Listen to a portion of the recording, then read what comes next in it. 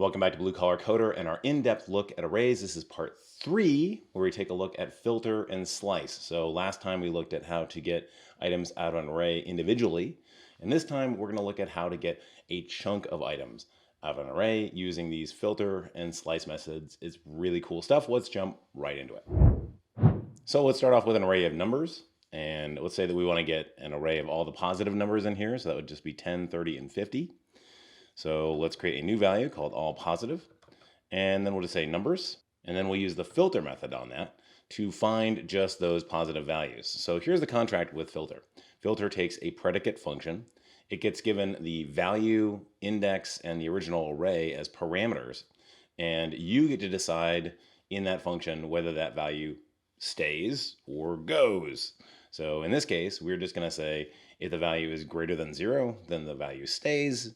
If it is less than 0, then it goes. And it creates a new array from that. So let's do v in this case. That's the first parameter is the value. And we're going to say v is greater than 0. And let's take a look at what came out of all positive. And that gives us 10, 30, and 50, just like we wanted. Super easy, super clean.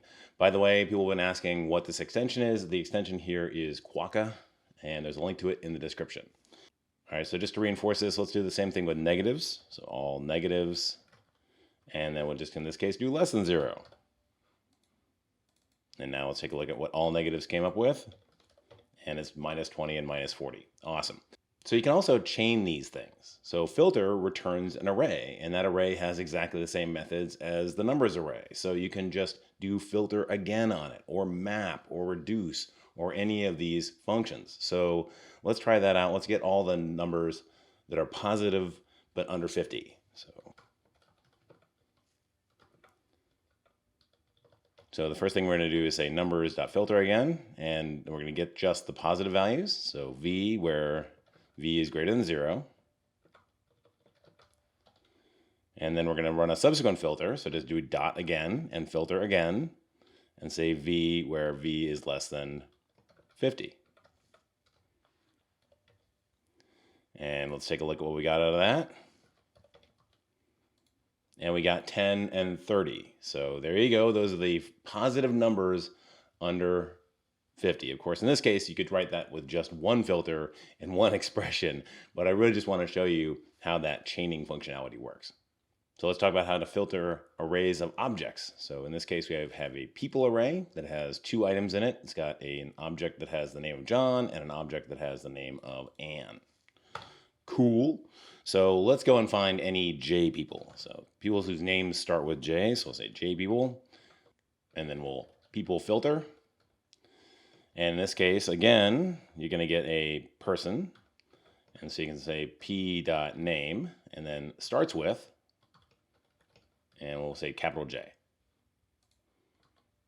And let's see what J people comes up with, and it gets the name of John. Awesome. Now, a lot of folks do a destructuring here, and I would do that as well. So the way that you would do that is open curly braces, and that basically says we expect the first argument here to be an object, and from that object we want to pick certain values. So in this case, we're just going to pick name, and then you can drop this p dot, and there you go. Awesome. So same thing, just made a bit more concise. Okay, so let's now change John's name to Jack. And let's see what J people looks like. Okay, cool, that's awesome. So now I've got that name as Jack, but what happened to people? So people has now in place changed their name as well to Jack. And that may be something that you want, but maybe not. So let's draw some diagrams and see why this happened.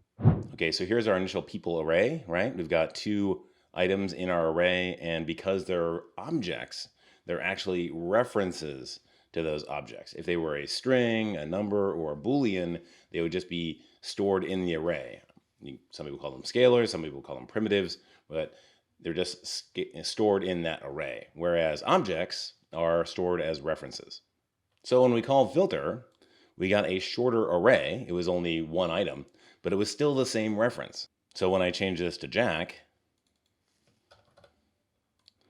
both of these arrays had that reference to that singular object, And so essentially the values in those arrays changed. They really didn't because the references didn't change, but the data that it referred to changed. And that's a gotcha that a lot of people run into when they start out with JavaScript. All right, let's jump back into the code. So thus far, you've only been looking at the value parameter on a filter, but there's actually 3 parameters that go to your filter function. The second is the index, and then the third is the original array. So let's play around with that original array value. So I'll take a list of numbers here, and what we want is a filter where we only get the numbers that have a next value. For example, 9 qualifies because there's 10, 10 qualifies because there's 11, but 11 doesn't qualify because there's no 12 in here. So let's try that. We'll say has next, and then we'll filter, and we'll take the value, we'll ignore the index by just giving it a variable name of underscore, and then we'll take the original array as well. All right, so let's drop this down to the next line so we can see it. So we'll say we only want the item if the array includes, using includes that we learned in the last video, the value plus 1. All right, let's take a look at what we get for has next. And yep, we get 9, 10, 13, and 14. Not that this makes any sense, but it does what we want. All right, let's talk about how we can get a chunk out of an array using slice. So let's start off with a set of numbers. And I want 20, 30, 40, and 50. So what I'm going to do is I'm going to say that I want the middle 3. And I'm going to start with what we know, which is filter. So numbers, and then I'll say filter. In this case, I don't care about the value, but I do care about the index. I'm going to say if the index is greater than 0, which means 1, and the index is less than 4, then that should give us those middle 3 values, 20, 30, and 40. And sure, it works, but is it the right way to do this? No, it's not. The right way to do this is to use the slice method on an array. So let's call that easier, middle 3, and we're just going to do numbers, and then slice. And slice takes a start and an end. So we'll start at 1 and end at 4. And what do we get out of that? Well, we get those middle 3 values. Nice. So what else can we do with slice? Well, slice was actually the easiest way to create a copy back in the day. So I can just do slice with no parameters at all. And from that, I get an exact copy of the array. Again, a shallow copy, as we understand, but a copy nonetheless. If I just give it a single start value, like for example, start 1, then I get a copy, but starting at essentially the second item, which is index 1. So 20, 30, 40, and 50 in this case. I can start off the end using a negative value. So I can say start with a slice of -1, and that's going to give me 50. And if I do -2, that's going to give me 40 and 50. So I get the last 2 off the array.